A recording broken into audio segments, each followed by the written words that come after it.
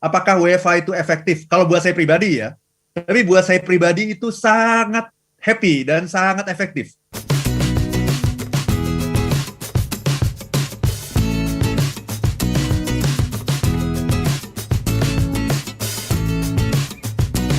Kita mengajak Anda untuk berbincang, membahas ini kan kita semuanya akhirnya harus mengambil keputusan itu sudah dari tahun lalu ya.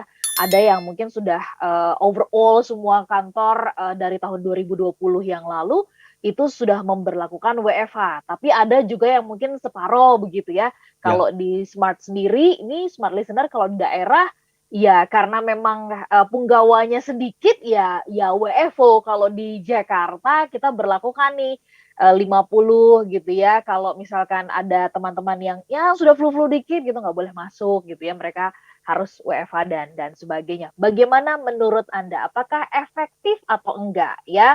Anda boleh langsung kasih alasannya dan dikirim ke 0812 11 12 959 atau juga ke YouTube live chatnya bisa Anda pergunakan. Pak Arfan tadi sampai di pertanyaan, kan kalau kita lihat di lapangan ya masih banyak nih ya orang yang membangkang dan sebagainya gitu, nggak mau disuruh WFH tuh juga nggak mau gitu, maunya ya keluar gitu ya, karena kalau nggak keluar nanti nggak bisa pencarian nggak dapat dan sebagainya. Kalau menurut Bapak karena ini perbedaan urgensi, perbedaan pandangan atau gimana sih kalau menurut Bapak? Silakan.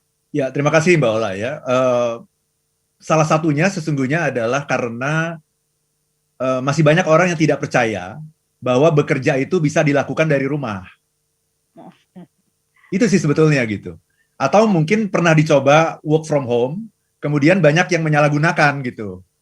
Karena bagi banyak orang juga ini, itu work from home itu dianggap sebagai libur gratis. Ini Betul. saya masih banyak ketemu nih di banyak perusahaan nih ya. Para pimpinan-pimpinan perusahaan yang mengatakan pada saya, enggak lah, saya sudah coba WFH sekian lama, tidak efektif. Karena orang tidak bisa ditemui, tidak bisa dihubungi, gitu ya. Kemudian semua pekerjaan jadi sulit. Jadi tidak percaya bahwa kita bisa bekerja dari rumah sebetulnya, yang sama efektifnya dengan bekerja dari kantor.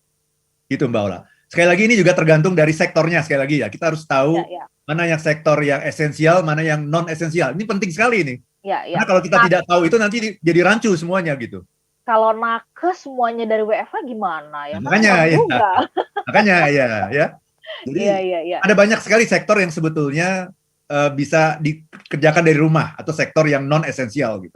Baik. Dan manfaatnya yang harus kita jual sesungguhnya adalah manfaatnya Mbak Ola. Ya.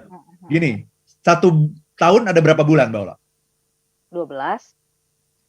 Dengan adanya WFH, 1 tahun itu 13 bulan. Karena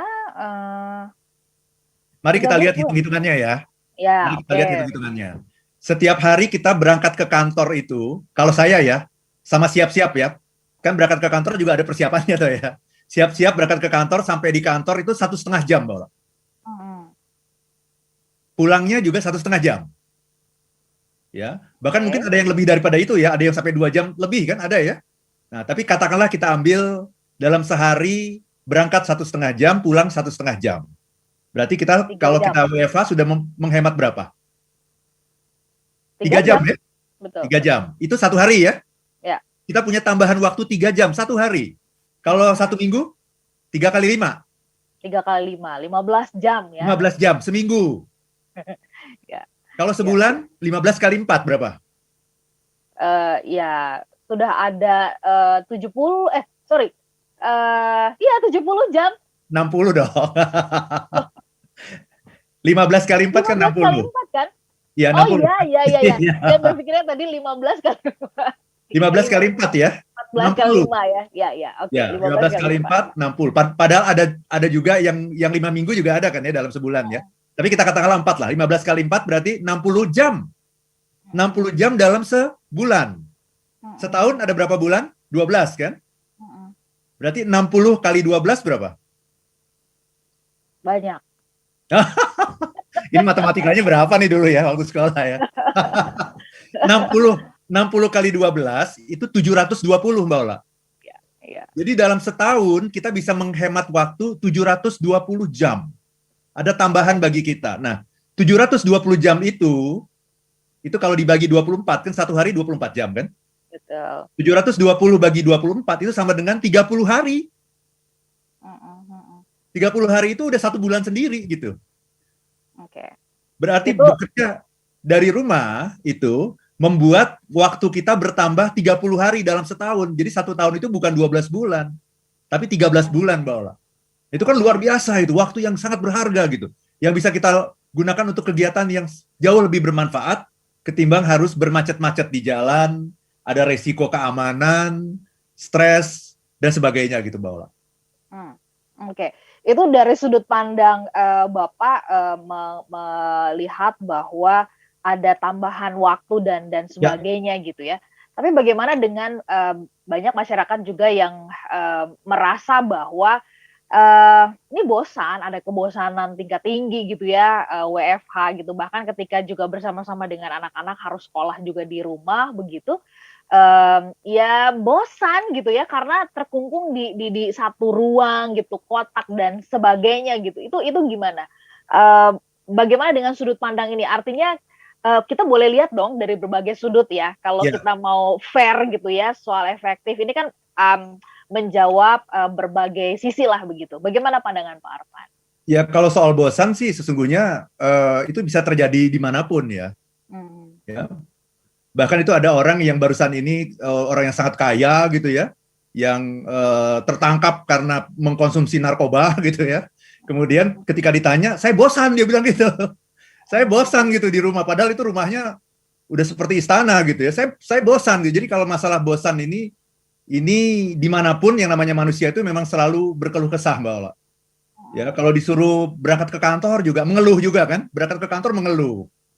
Ya, di jalanan capek, stres, mesti ninggalin anak dan sebagainya itu mengeluh juga gitu. Nah sekarang disuruh di rumah mengeluh juga. Memang manusia itu memang nggak pernah puas gitu. Ya.